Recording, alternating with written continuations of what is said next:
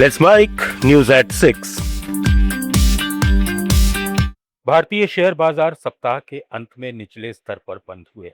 Sensex 116 अंक यानी 0.16% गिरकर 74,243 पर और निफ्टी 0.21% नीचे 23,366 पर बंद हुआ। पूरे सप्ताह सेंसेक्स 0.71 और निफ्टी 0.77% टूटा, जबकि निफ्टी मिड कैप 100 में 1.57% की तेज गिरावट दर्ज की गई। पश्चिम एशिया में भू राजनीतिक तनाव, कच्चे तेल की कीमतों में उतार चढ़ाव, विकास अनुमानों में संशोधन और मुनाफा वसूली के दबाव ने निवेशक सेंटीमेंट को प्रभावित किया। हालांकि रुपया डॉलर के मुकाबले 95 के नीचे लगभग स्थिर रहा। विश्लेषक अब रेंज बाउंड कारोबार की उम्मीद जता रहे हैं। इधर झवेरी बाजार में इस हफ्ते सोने और चांदी दोनों की कीमतों में गिरावट दर्ज की गई। India Boolean and jewellers association के अनुसार 10 ग्राम 24 कैरेट सोने का भाव 2225 रुपए कम होकर 1,54,000 रुपए पर आ गया, जबकि चांदी 6,442 रुपए सस्ती होकर 2,57,000 रुपए प्रति किलो पर पहुंच गई। हालांकि इस साल अब तक दोनों धातुओं में मजबूत तेजी बनी हुई है।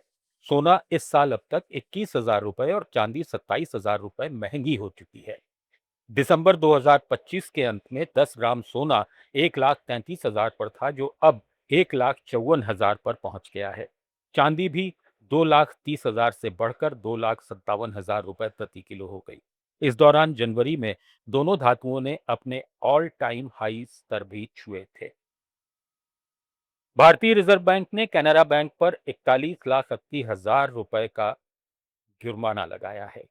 ये कार्रवाई मुख्य रूप से केवाईसी नियमों का पालन नहीं करने और कुछ चालू खातों को गलत तरीके से इनऑपरेटिव घोषित करने के लिए की गई है।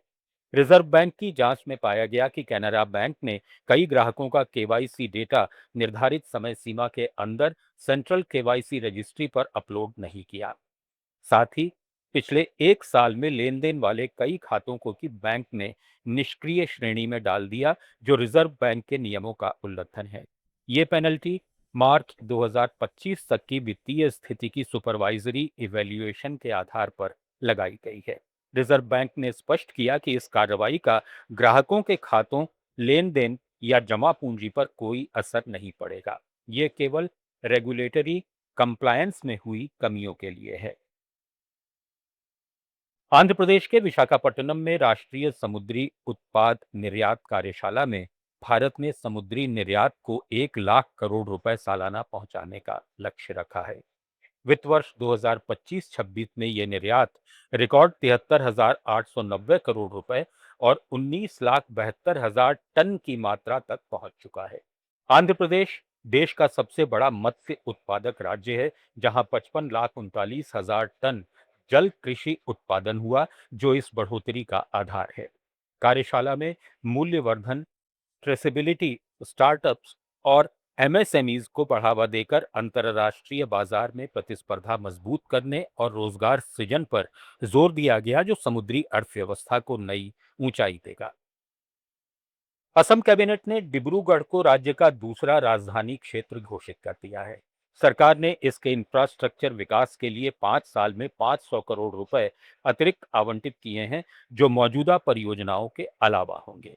20 किलोमीटर के दायरे में फैले इस क्षेत्र के लिए अलग डेवलपमेंट अथॉरिटी बनेगी, जो रीजनल प्लान, ग्रोथ कॉरिडोर और शहरी विस्तार तैयार करेगी।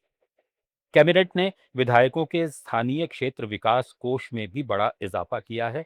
प्रत्येक विधायक को वित्तीय वर्ष 2026-27 में 1.5 करोड़ और 2027-28 से सालाना 2 करोड़ रुपए मिलेंगे, जो पहले सिर्फ 1 करोड़ थे। इस बढ़ोतरी से विधायकों को अपने क्षेत्र में इंफ्रास्ट्रक्चर, सड़क, पानी और अन्य विकास कार्यों के लिए ज्यादा संसाधन मिलेंगे। साथ ही 10% राशि सामुदायिक, शैक्षिक, खेल और दिव्यांग सहायता उपकरणों पर खर्च की जाएगी। न्यूज एक्ट 6 में फिलहाल इतना ही। जुड़े रहिए लेट्स माइक के साथ। आप सुन रहे थे let's mic more than radio. Follow कीजिए हमें हमारे सोशल मीडिया प्लेटफॉर्म्स पर। आप सुन रहे थे let's mic more than radio. Follow कीजिए हमें